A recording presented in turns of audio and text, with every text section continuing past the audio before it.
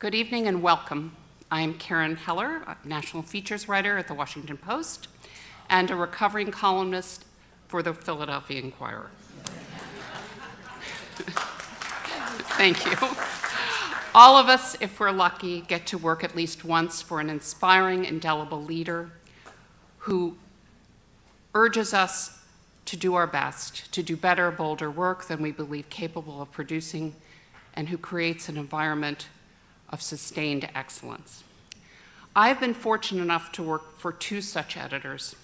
The Inquirer's Gene Roberts, a man called legendary so often that it might as well be his prefix, and our guest this evening, Marty Baron, author of the compelling, insightful, and essential new book, Collision of Power, Trump, Bezos, and the Washington Post. Marty hired me at the Post, my first newspaper love as a child of Washington, and changed my life. Prior to the Post, Marty ran the newsrooms of the Miami Herald and the Boston Globe. At the latter, he oversaw the investigation of the Boston Archdiocese cover-up of sexual abuse by Catholic priests, a seismic work of journalism that ignited similar investigations into church cover-ups across the nation. Marty is that rare journalist who is an amasser of Pulitzers as well as Hollywood gold hardware. The Globe's reporting was the basis of Spotlight, which won the Academy Award for Best Picture. In the movie, Marty is portrayed by the considerably taller Liev Schreiber, who also narrates Collision of Powers audiobook. By his own admission, Marty possesses a trimmed gray beard, woolly head of hair, and what was invariably described as my dour and taciturn demeanor. Friends and fellow readers, I have seen Marty smile. I have evidence here of Marty smiling. And I have witnessed him cracking a joke, or rather a semblance of one. During his 8 years shepherding the Post, working for one of the world's richest men, Marty dealt with numerous challenges, including a rapidly changing media landscape, covering Russia's meddling in the 2016 election, the Trump presidency and its elastic relationship with the truth, and an escalating assault on journalism led by the president and his most ardent admirers. By the end of the Trump presidency, the Post's tireless and exhausted fact-checker team had uncovered, wait for it, 30,573 lies and deceptions. During Marty's tenure at the Post from 2013 to early 2021, the Post garnered 10 Pulitzer Prizes, he helped restore its Ben Bradley, Katharine Graham era luster, and deployed the news organization's Batman-worthy slogan, "Democracy dies in darkness." Marty's book offers insights into all of these and more, including an awkward and memorable White House dinner with the Trumps, which I believe would make a great movie, dealing with the controversial Steele dossier and the challenges of doing great work in a constantly evolving digital world, including the ongoing clash of social media and traditional journalism. Joining Marty in conversation this evening is another stellar journalist, David Boardman, Dean of Temple's Klein College of Media and Communication, former executive editor of the Seattle Times, and founding board chair of the Lenfest Institute for Journalism, the nonprofit that oversees the Inquirer. Please give a hearty welcome to Marty and David. Thank you. All right, I didn't know whether anybody would show up tonight after last night's show by Bryce Harper, so thank you, and if you do sneak out early, I'll understand. First, let me say, read the book. If you care about journalism, if you care about democracy, I mean, it really is compelling, insightful, enlightening, provocative. Let me also say, this is one of the very few people in the world who could drag me away from a Phillies game. Marty and I were friends and contemporaries when he was the editor of the Boston Globe and I was the editor of the Seattle Times, and I've long admired him. In fact, I can really say without equivocation that he was a giant among us.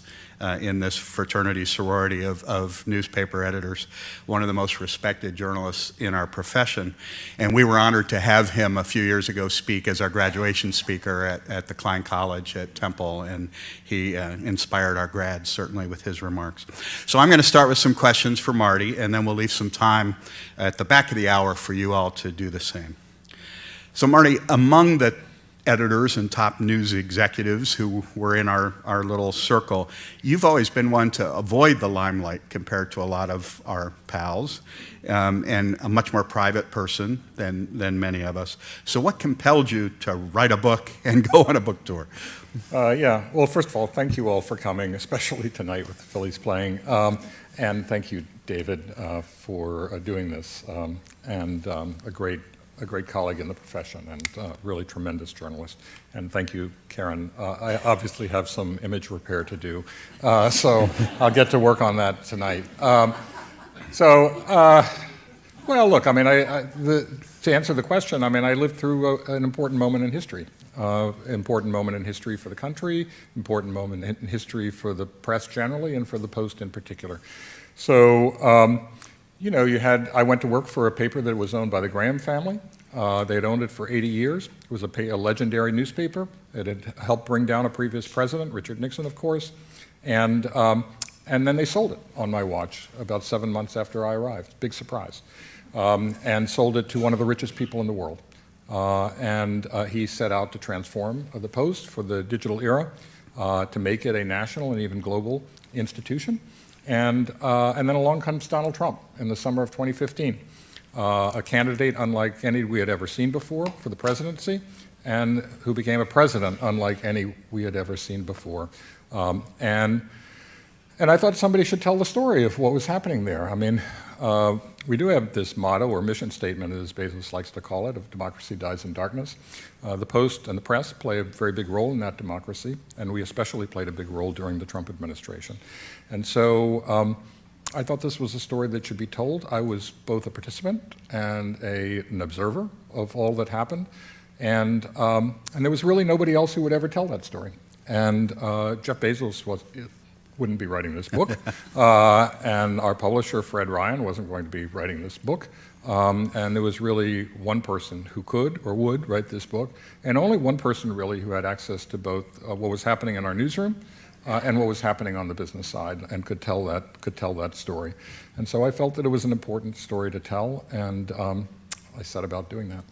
So I'll admit I alternated between the printed version and the audio version as I was driving into work. And how did you have anything to do with getting Schreiber to be the narrator or not? I know you had Not a bit really, of a relationship. No, I mean, it was my editor's idea. He broached it with me, and I said, well, I don't really want to prevail on Liev to do this. I mean, it feels very awkward. So just go through normal channels, and that's what they did. So they, I guess they approached his agent, and then he agreed to do it. He actually told me there was a book launch party in New York. He was there. He told me that he doesn't like to do these narrations, but he did it for me, which was really grateful. I was really grateful for that. And so we talked a lot there, and actually during that conversation we concluded that he and I are actually the same person. So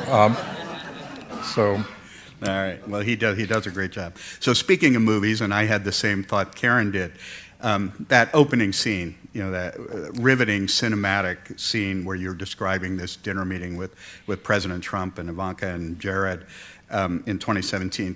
Tell the audience more about that dinner and what it revealed to you at that point about Trump's approach to the press. Yeah. Our publisher, Fred Ryan, thought that it was a good idea with Trump in the White House that the dominant newspaper in the nation's capital, that we at the dominant newspaper in the nation's capital should meet with him. And I was very wary of that, and particularly if Bezos was going to be coming along. First of all, I thought it would give the impression that Bezos was really involved in our news coverage and the content of our news coverage, and he wasn't, hadn't been, and I hope he wasn't going to be. And I knew that Trump would view it a different way, would see Bezos' presence as suggesting that Bezos was involved. Trump is a very transactional person. I knew that he would see his allowing us to have dinner with him would be his gift to us, and we would have to give him something in return. I didn't have any intention of giving him anything in return, just for having dinner with him.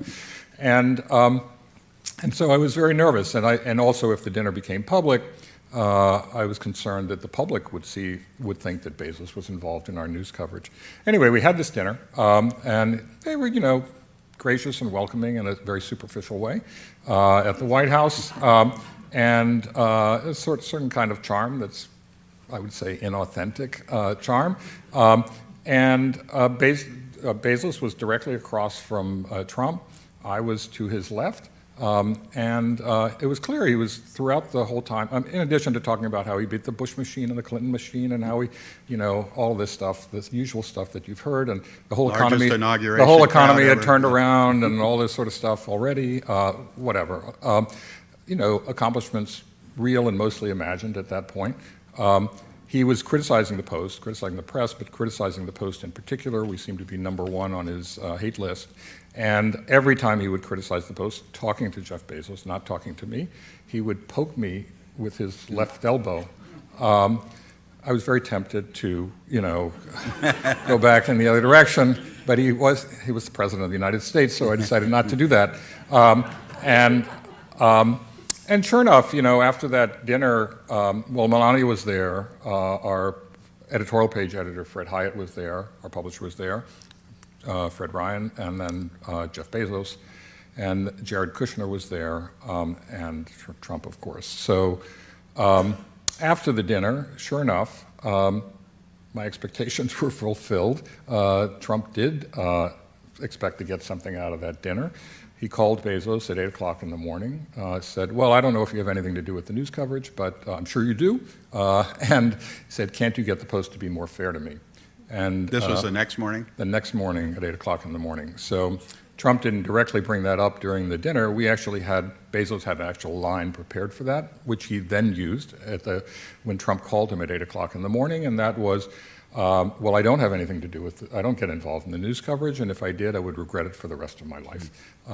They chatted a little bit more, and then Trump ended the conversation saying, well, if there's anything I can do for you, essentially an invitation for Bezos to ask a favor. Bezos didn't ask for a favor after that, thankfully. Jared Kushner contacted my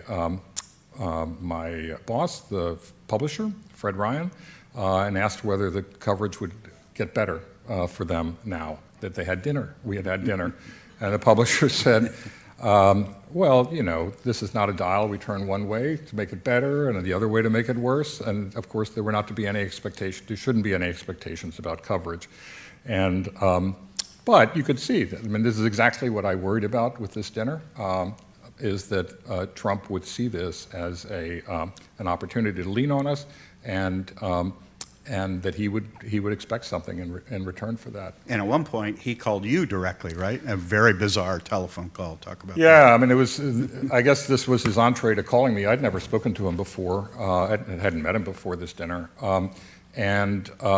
He then called to complain about a story that was done by two of our White House correspondents, Ashley Parker and Phil Rucker.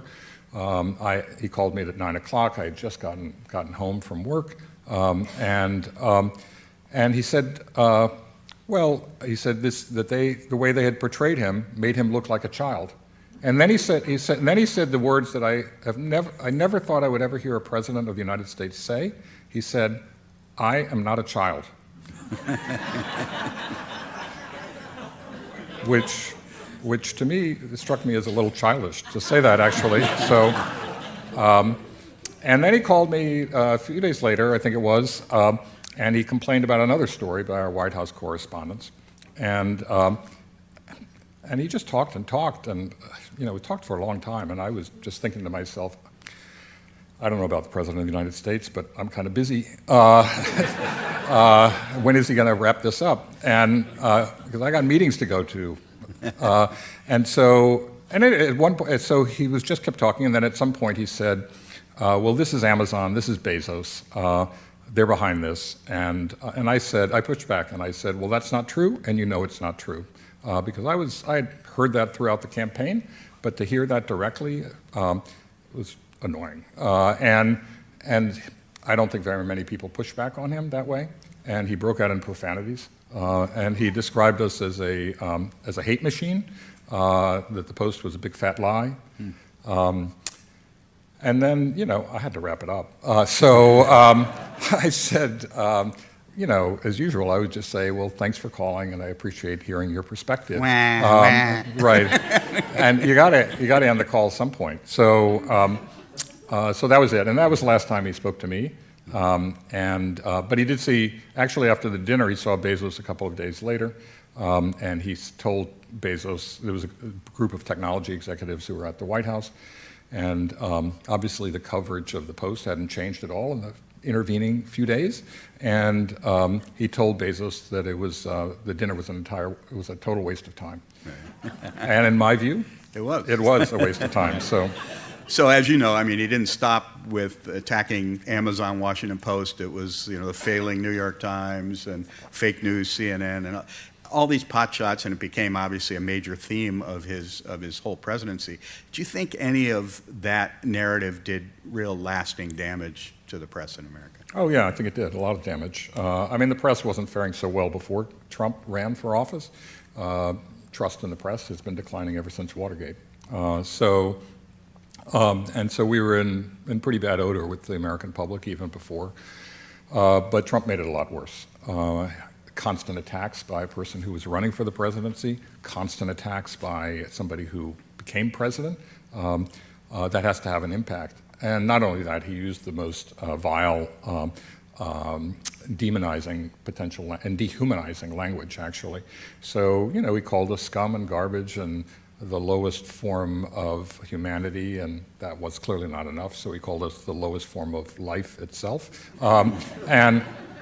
And then when he took office, he called us the enemy of the people, which is the language of autocrats that's been used by autocrats throughout history, and basically suggesting that we were traitors to the country. And so I think it's impossible for that not to have an impact, and I think we saw the decline, an acceleration in the decline in trust in the media because of that. So what lessons can journalists take from that era into, if you haven't heard, he's running for president again. What can we do differently this time in terms of covering him? Yeah, it's important to remember, after Trump's his first full day in office, he actually went to the CIA and spoke to CIA agents, standing in front of a wall that was memorial to fallen CIA agents. And what did he choose to talk about? He chose to talk about the media. It's an odd subject for that particular moment and at that particular spot. But he said, as you know, I'm at war with the media. And I think endeavoring to enlist them in his war against the media. And I was asked a couple of weeks later what my reaction was, and I said that, well, we're not at war with the administration, we're at work. And that went viral, crazy viral. And somebody even made up a T-shirt with that and all that sort of stuff. But it does capture my philosophy about it, and that is that we have a job to do, and that we should just do that job and do it in a professional way, and without performative outrage, without sort of expressing our opinions or what have you, but doing all the research that's really necessary to hold a government to account, to hold political candidates to account, to hold a president to account. That is. That's the origin of the First Amendment. James Madison, the principal crafter of the First Amendment, talked about freely examining public characters and measures. So I like the free part, I like the examining part. The public characters are the politicians and the government officials and the people who influence them, and the measures are the policies. That was the idea for the First Amendment at the beginning. It's the idea for the press today, and I think that we have a mission to pursue, and that we should be faithful to that mission. I noticed at the National Constitution Center there's actually a new exhibit on the First Amendment, right. And Donald Trump should pay it a visit. So find out what that's all about. He cites the First Amendment all the time for himself. He just doesn't believe in it for others. But the other thing that I think we need to sort of do our work in holding Trump accountable in every way. Particularly right now, I really think we need to take a look at what kind of administration would he have. if he were to be back in the White House. And he's been pretty open about a lot of that. And a lot of the language he's using is clearly authoritarian in nature, I mean, by definition. So, you know, he's the only person I know who's talked about actually suspending the Constitution of the country. He talks about using the military to suppress legitimate protests. He's talked about bringing treason charges against the outgoing chairman of the Joint Chiefs of Staff and suggesting that he should be executed. He's talked about bringing treason charges against NBC because its coverage is not favorable to him. And all of that, by definition, is authoritarian. And I think, and we really need to take a look at who does he plan to put in cabinet positions?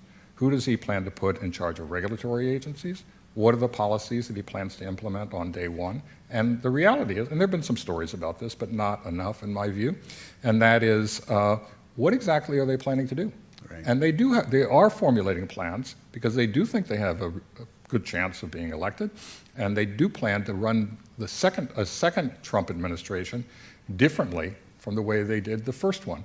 In the first one, he assembled his cabinet based on primarily how people looked. You know, like Rex Tillerson looked like a Secretary of State, therefore he should be Secretary of State. So, and that's kind of how, and they didn't have any common ideology or even agree on anything, and Trump clearly hadn't really thought very deeply about policies. But since then he has, I mean not deeply, but he has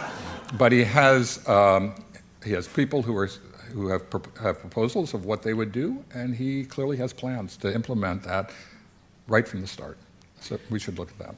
So one of what I found one of the biggest revelations and surprises in the book was, as you described this tension within your newsroom over the Steele dossier, which I assume everybody knows this collection of unverified allegations and intelligence reports on Trump and Russia that was put together by a British intelligence agent. As you explain it, your politics reporters were pushing hard to verify the information, and your national security reporters, both here and abroad, were highly dubious. And meanwhile, you reveal, and this particularly surprised me, as I'm sure you can understand, that you were left entirely unaware of that whole situation, and you describe yourself as pissed, which I found it to be a particularly apt word, given the material in the dossier. So what the heck happened in your newsroom? Like, huh? What happened there? Yeah. I don't know. I mean, so yeah, exactly. So there are two parts to the Russia investigation. So the first part is what we know to be true, which is that Russia intervened in this election, that the Trump campaign knew about their intervention, encouraged their intervention, was playing footsie. It may not qualify legally as coordination or collusion, but they clearly, each side knew what the other wanted done. And actually afterwards, Trump said, no, he wouldn't have any problem with a foreign government intervening again, like maybe Norway, is what he suggested. But so this went on. But then there was the Steele dossier, which made these very salacious charges, which is your pissed reference. This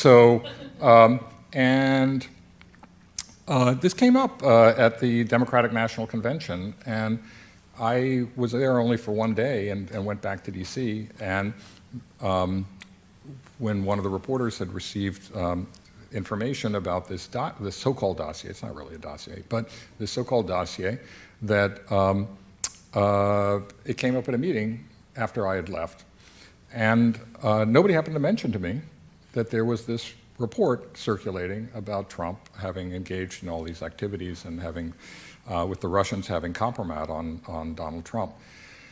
And what happened exactly? I don't really know. I mean, so it wasn't until December, I think, if I recall correctly, that I was actually told about this when one of the reporters came into my office and said, I don't know if you know what's going on. And I said, what? And then he told me, and I said, nobody tells me anything. It's like, I think what they were my guess is first they were just trying to verify before they bring it up, because maybe there's nothing to it. Or maybe there was a big story, and then they would tell me that they had actually verified this incredible information about Donald Trump. And until they did that, there was not much, they didn't really think that they needed to mention it to me. But this must have just gone on. The process of trying to verify the Steele dossier went on for months and months. There was huge disagreement on our staff about how seriously it should be taken, how reliable the sourcing was on it, or who even the source was, and a lot of secrecy among members of the staff, people not telling each other what they knew. A lot of arguments, a lot of friction on the staff over the Steele dossier, and so they never. I mean, nobody ever chose. I think they just forgot that they hadn't brought it up, and then and then finally somebody realized that I didn't know anything about. And was that before or after BuzzFeed published it? Oh, that was before BuzzFeed published it, yes, because BuzzFeed published it in January as Trump was about to take office. So that was it. And finally, we sort of organized meetings where everybody got together, sat in the same room, discussed what we knew and what the reporting that needed to be done. But there is still a lot of residual bitterness on the staff over the disagreements that resulted from that investigation. Another surprise for me in the book was your pretty positive portrayal of Jeff Bezos as somebody who covered him and Amazon from the start as an editor when he was among this group of young Turks in Seattle who were changing the world, Bill Gates and Ballmer and Howard Schultz. And he was notorious as being the least civic-minded, the least philanthropic, and the least likable. And he comes across as a pretty different character in your book. I was certainly suspicious of his motives when he bought the Post, and you admit that you were too. So yeah, talk about how all that evolved and how you came to respect him, clearly. Sure, yeah, well look, what I write about is my own personal experience with him and his time at the Post. I'm not pronouncing on all the other controversies. Mm-hmm. We covered all of the other controversies involving Amazon. Its labor practices, its intrusions into people's privacy, its lobbying in Washington. I don't think that our technology reviewer ever gave a single Amazon product a positive review.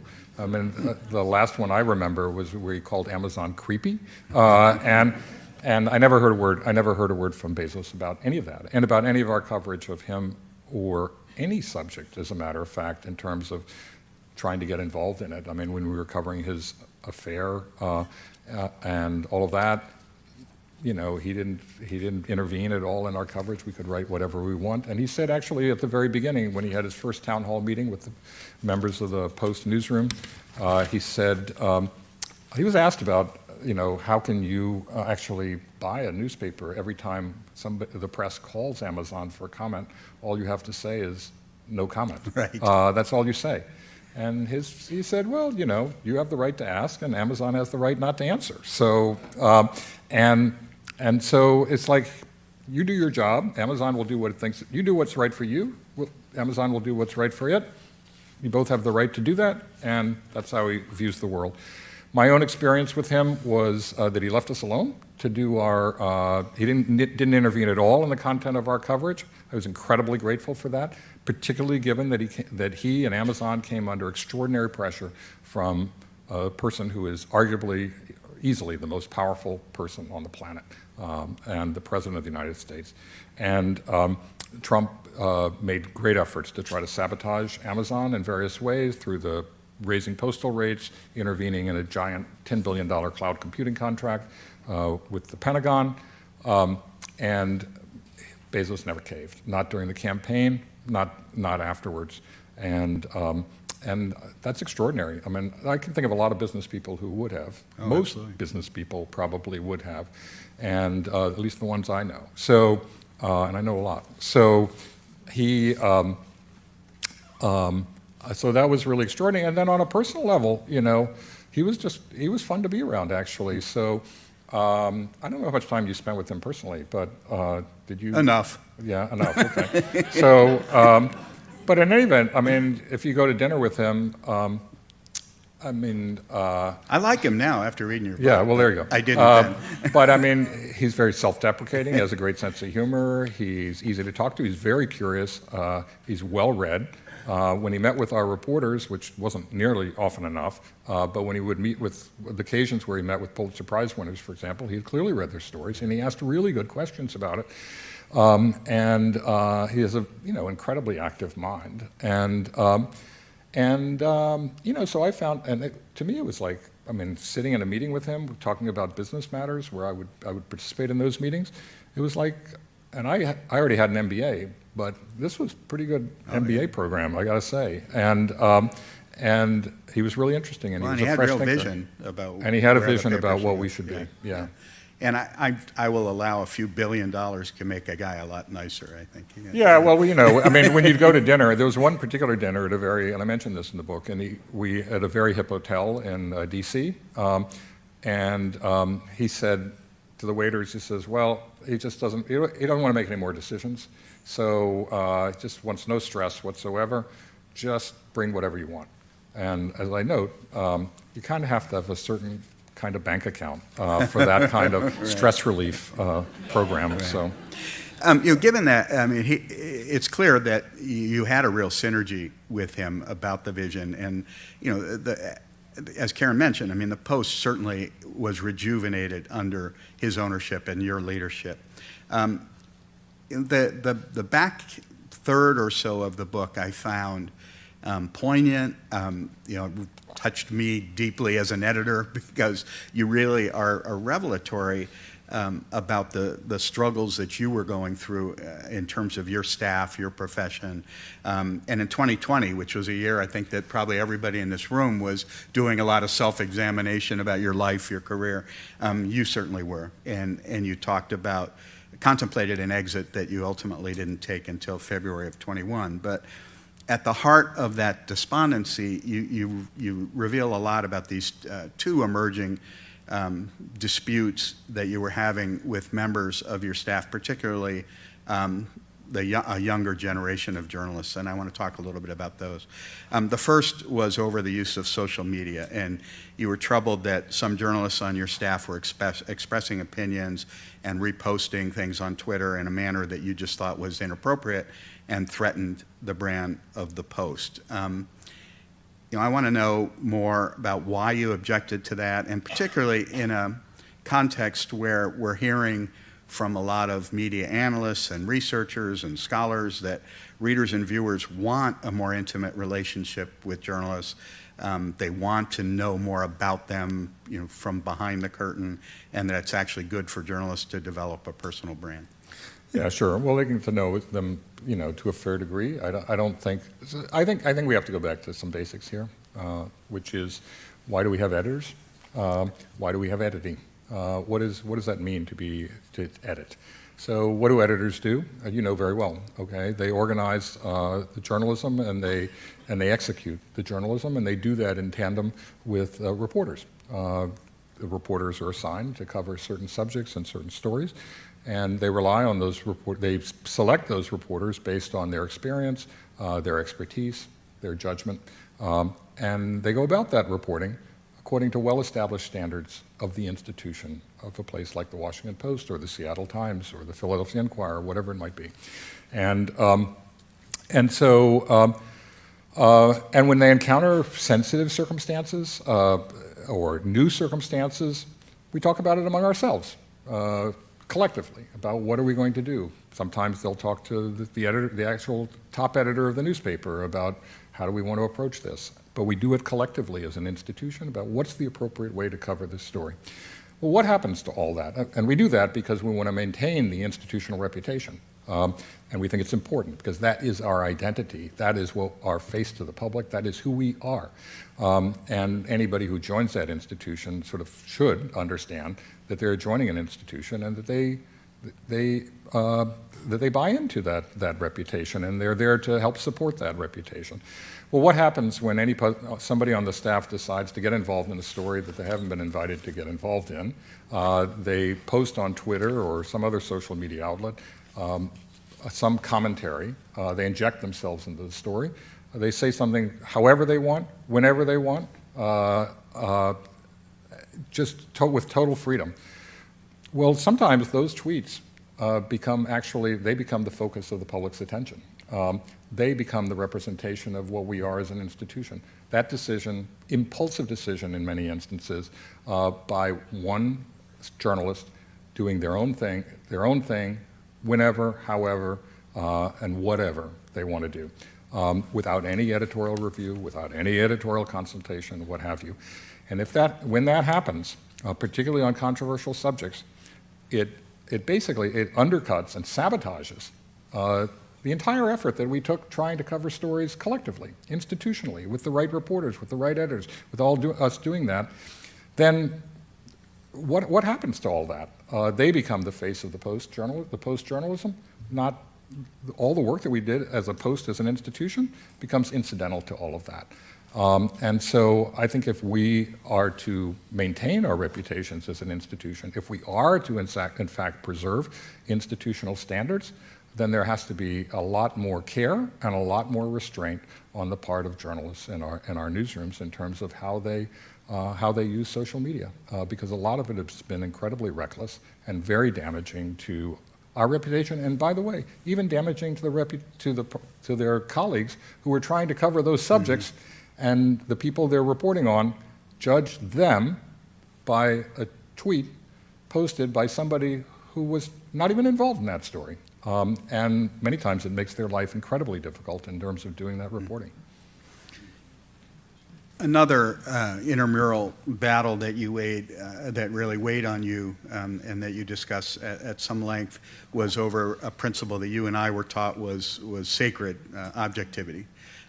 Your dispute over that principle became quite public as critics inside and outside your newsroom asserted, as they have in many newsrooms, that objectivity is this false god, and that over time it has resulted in journalistically poor coverage of climate change, which is a really great example, I think, and many other issues. And then particularly the debate got heated in the George Floyd summer when many black journalists in particular felt that traditional American journalism had really let the country down.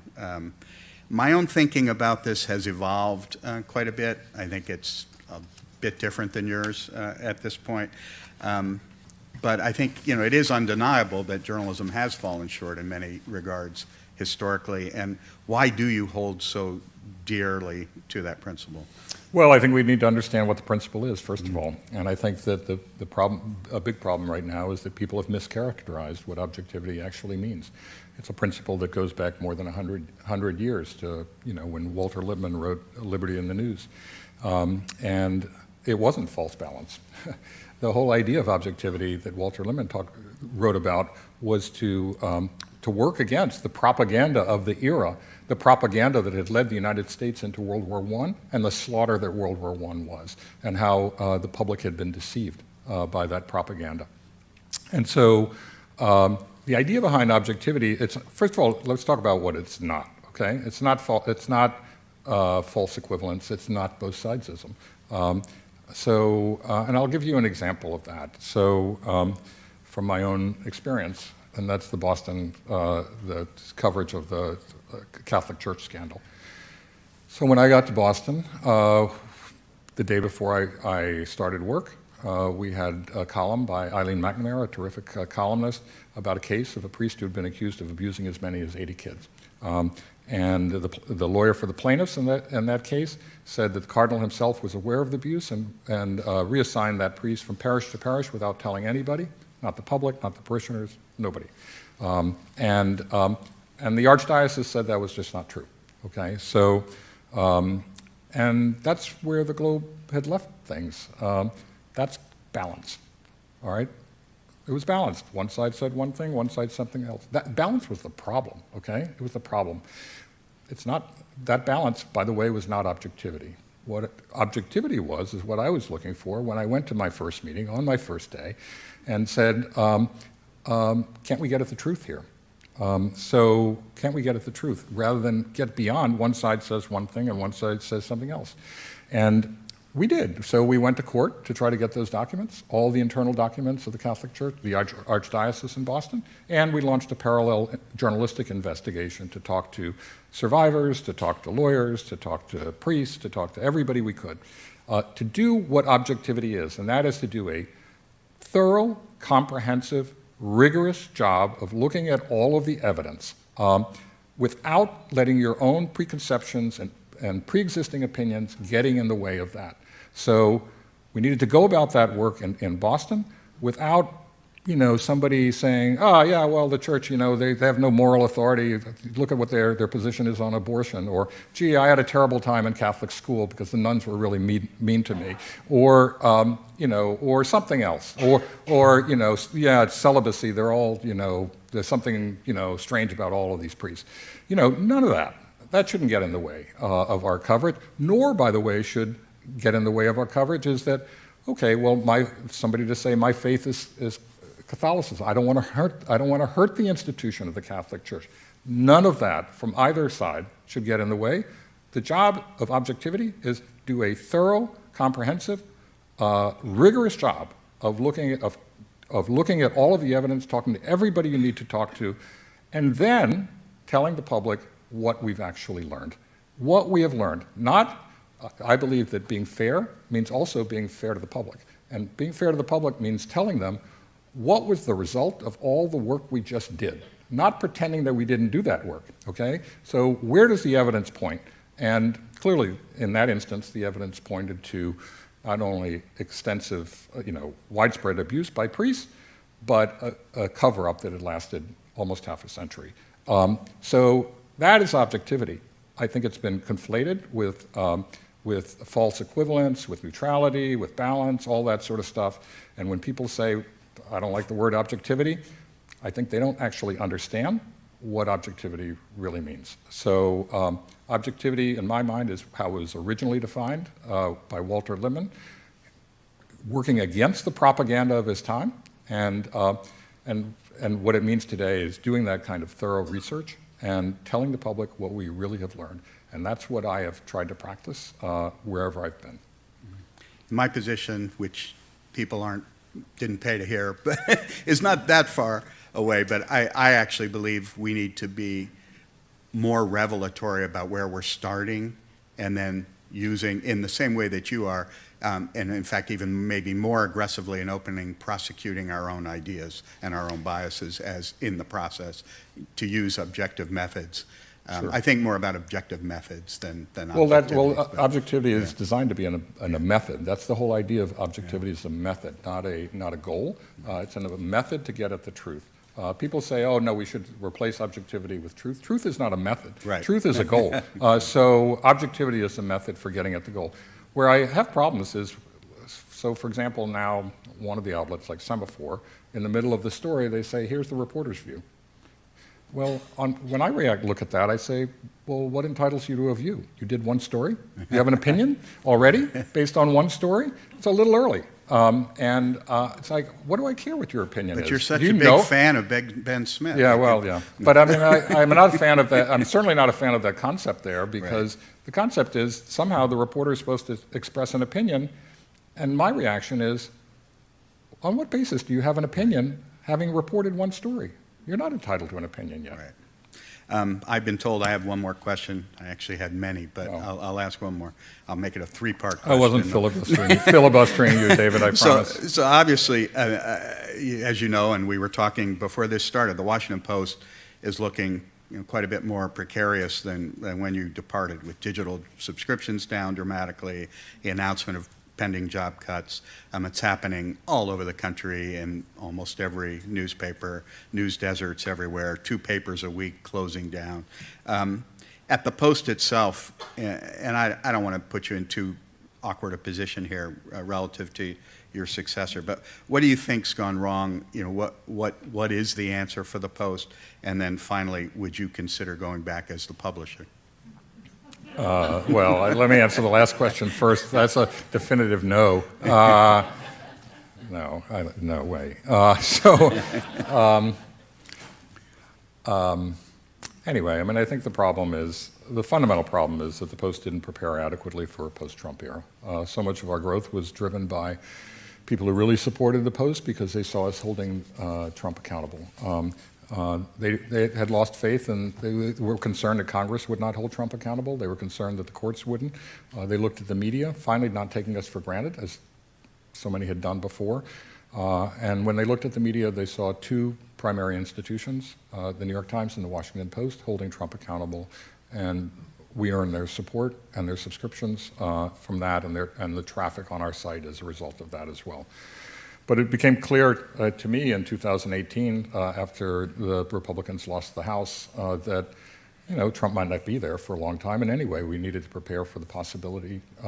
He didn't win with a majority of the popular vote, and we needed to prepare for the possibility that he wouldn't be around and that wouldn't be such a driver of our coverage. And you could look at the New York Times, and they had added, the cooking app, and they bought Wirecutter, and they had a games initiative, which it was in a nascent stage at that point, but I was aware of it. And I did urge the publisher to say, we need a strategy for a post-Trump era because politics has been such a driver of our success. And we did have 6 straight years of profitability. But sadly, that conversation never happened. I mean, I asked the publisher to bring Bezos in for that discussion. He didn't bring it up with him. And we never had that discussion. And Bezos had a lot of other things on his mind, I'm sure, at the time. At the same time, even after I left, there was just a tremendous amount of expansion. They added just tons of people. And I was surprised at how many people were being added at a time when the digital advertising market was already beginning to weaken, and subscriptions were beginning to show weakness too, because Trump was no longer in office. And all of a sudden, people were willing to take the press for granted again. So the amount of spending was really, I thought, extraordinary, given what the economic environment was. So all those factors, I think, the primary ones. There was investment for, some additional investment, but then, the digital advertising market suffered, subscriptions suffered, and they're paying the price for that now. It's not surprising. I mean, they're projected to lose $100 million this year. It's a lot of money. Ostensibly, people on the staff are surprised that there are these cuts. I mean, I don't know, when you see that there are going to be $100 million in losses, there's something is going to happen. I mean, I think that's basically a sort of a law of business, is that these kinds of losses are not going to go on forever, and certainly Bezos had never had an intention of running the Post as a charity, and I don't think he should run it as a charity, by the way. It needs to be a sustainable business, just like the rest of, like other journalistic institutions. So they got themselves into a bind. They now are trying to get themselves out of it. But I actually am optimistic about the Post. I think they can do it. A lot of people wrote us, I think you have to be careful about projecting from one year's performance into the future. It wasn't that long ago that people talked about the New York Times possibly going bankrupt. They had to go to a Mexican billionaire, Carlos Slim, for a financial rescue package. Their stock went from $50 a share to $350. And people said that it was going to be the New York Times would be overtaken by BuzzFeed News and Huffington Post. Well, that didn't happen, all right? And the Post, when I got there, people said it was going to slide into oblivion. It was sliding into oblivion.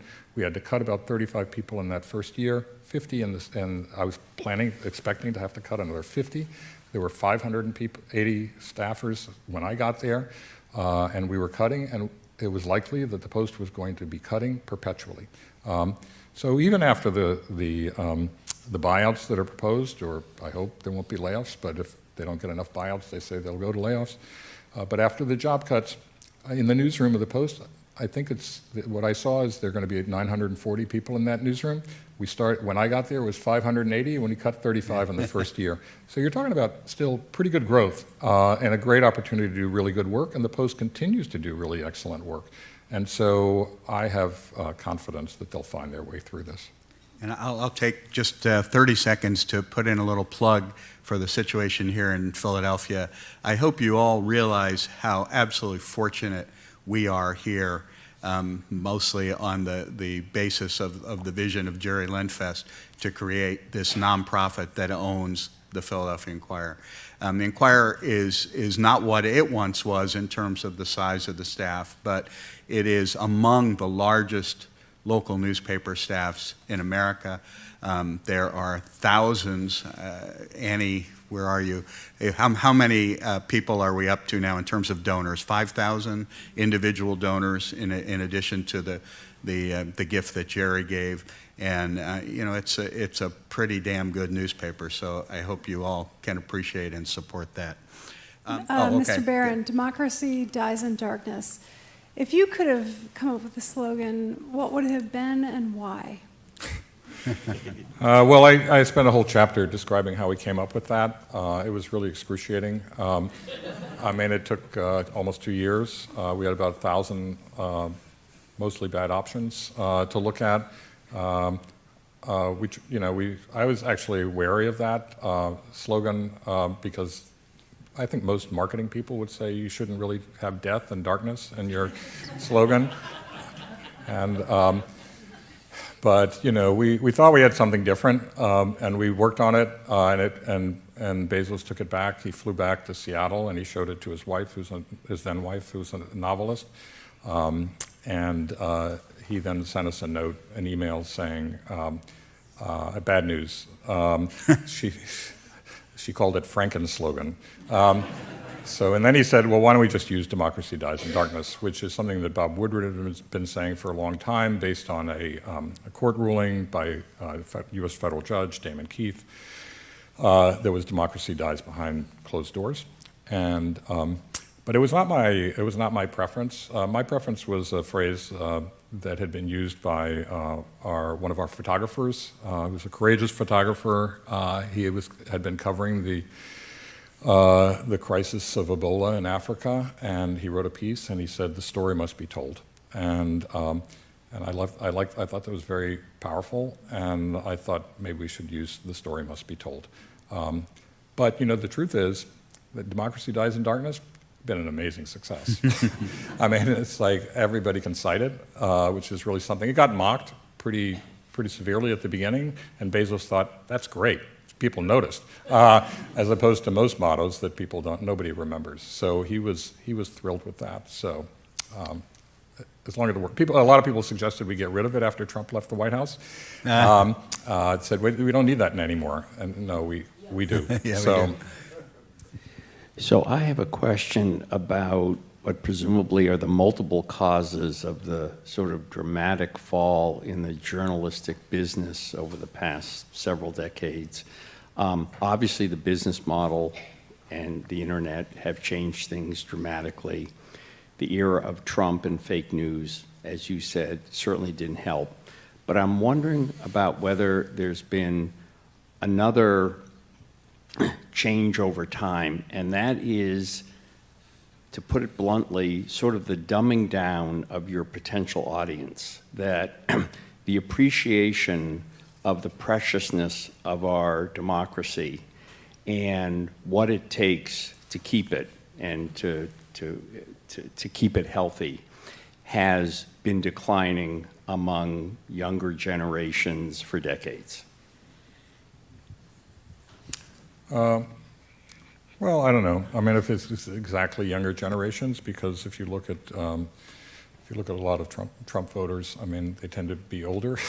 So, I mean, I think Americans have not really understood their democracy for a long period of time. They've taken a lot for granted. They've certainly taken free and independent press for granted. They don't really there's a real lack of civic education. How government works. People have no idea how you pay for roads and bridges and all things like that. They don't know what it takes. So I think there's a real problem there. And also I think it's important to look back historically in the United States. There's always been a long theme of anti-intellectualism in this country, and also decades and centuries of conspiracy thinking in this country. And right now, if you take any conspiracy, you're basically going to find 25 to 35% of the country believes it. So whether it's denying the Holocaust or saying it's exaggerated, whether it's that vaccines cause autism, or whether it's whatever happened on 9/11, that they don't accept what actually really did happen, or that the 2020 election was illegitimate, stolen, that sort of thing. 25 to 35% of the country believes any of that.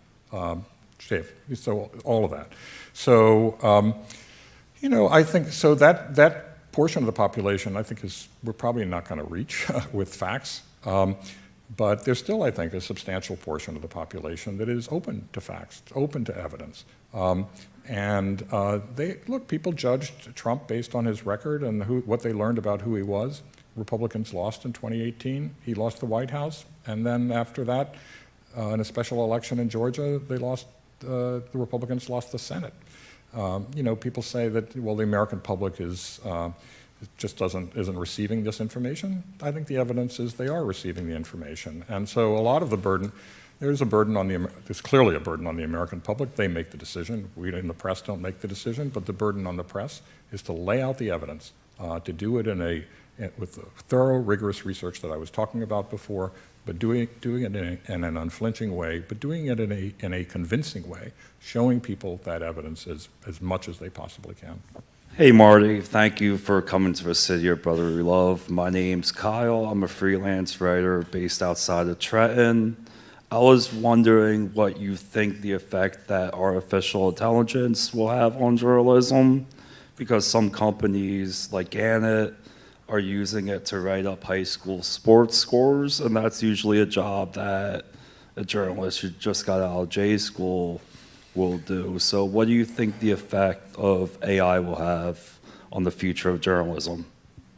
Sure. Well, the Washington Post was using AI, I guess, it wasn't generative AI, but basic AI, to produce sports score results. Not write whole stories, but write a paragraph. These are not very complicated stories. It's who won the game and what the score was. So we did that with the Olympics to get results out quickly, that sort of thing.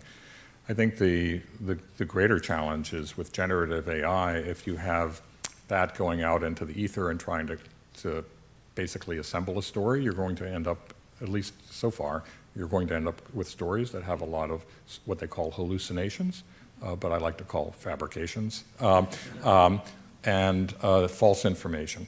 I do think, however, generative AI can be really useful inside a newsroom, and I'll confess I'm consulting with a company right now, so that hopes to help with that. If you just work with the material that's actually within a newsroom already, that's already verified, that your own archives, the facts that you yourself are putting into a story. Journalists right now are juggling so many different tasks. They're having to write constant updates to stories. They're having to write headlines that work for search, for social. They're having to write alerts. They're having to do this all while reporting. They're having to do video, audio, you name it. It's a lot. I mean, it's too much. So I do think that that generative AI can be used in a very constructive way for time management purposes within newsrooms, where it can relieve the burden on a lot of the people on the staff. So if it's used in that constructive way, I think we should use it. And the reality is that, if news organizations are to find a sustainable model, some of it is going to have to be in terms of how do we make ourselves more efficient, more technology proficient, and ultimately, reduce cost, keep costs down. Regarding false equivalences, that was something that we certainly paid attention to regarding the emails versus Trump's various predator-like behavior. Recently, it seems like it's been alluded to as an issue when Biden's age and missteps get called out with more frequency than Trump's mere 3 years younger age. I was struck in a recent article that in the New Yorker, I think David Remnick wrote that the extent of Trump's malevolence obscured his incoherence. Yeah, it's a good line. It's a great line, right? But in terms of whether the false equivalence issue and the age and fitness is getting sufficient coverage comes to my mind quite frequently as a reader. I'm interested in your thoughts on whether you see the risk. Well, I think it's a legitimate issue. I mean, I think, first of all, I think age is an issue for both of them, by the way. So, I mean, look, I'm getting older. Everybody's getting older. There are things that you can do when you're younger that you don't do so well when you're older, and particularly when you're the age of Trump and Biden. And so, and they both show that, it shows in both of them, by the way, I think. You look at how Trump spoke when he was a younger man, it's pretty different. There's a site called Stat that's owned by the owners of the Boston Globe that actually dissected his use of language and how different it is today from the way that he spoke in the past. It's a really interesting story. But I do think it comes up more often with regard to Biden than it does with Trump. And I think that people should be paying more attention to Trump's own capacities. And a lot of the more recent videos that I've seen raise a lot of questions about that. And I would hope that people would start taking a look at that as well. So I do think that there's been more emphasis on Biden's age than there has been on Trump's, even though they're pretty close in age. And even though, you know, I think the signs of aging are showing in both of them. I'm setting aside the malevolence part. That is truly an issue. And the authoritarianism that I spoke about earlier. But the age issues are showing in both of them as well. All right, please join me in thanking Marty Baron.